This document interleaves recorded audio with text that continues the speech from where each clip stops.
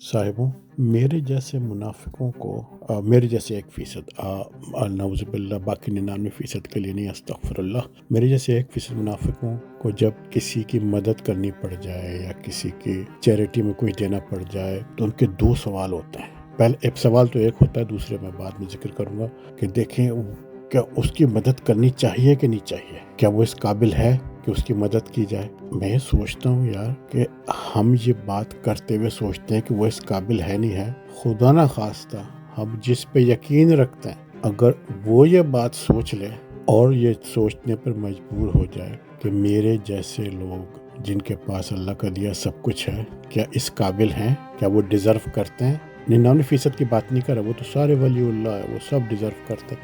क्या मेरे जैसे लोग डिज़र्व करते हैं? तो भाई कहीं ऐसा ना हो कि वो हमें उल्टा लटका दे। इसलिए सोच रहा हूँ, कोशिश करूँगा कि जब किसी को देने की बारी आए तो ये ना पूछूं, सिर्फ 3 सवाल पूछूं कि भाई चाहिए, ज़रूरत है और बस। ये सवाल ना पूछूं कि क्या इस काबिल है नहीं है। अब्बा का पता कराओ, डीएनए टेस्ट कराओ, ब्लड टेस्ट कराओ, उसकी नुस्खा देखो, शजर नसब देखो।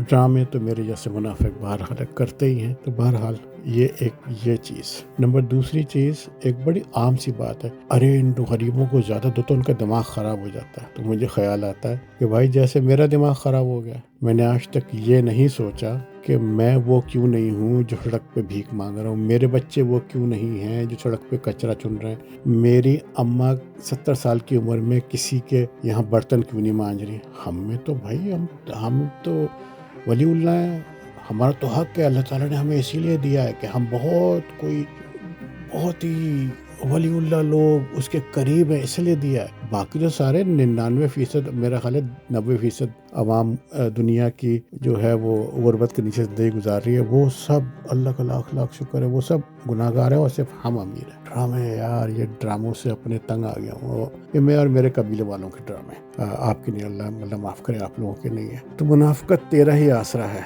हम मुनाफिक जिंदा हैं इसीलिए शर्मिंदा हैं।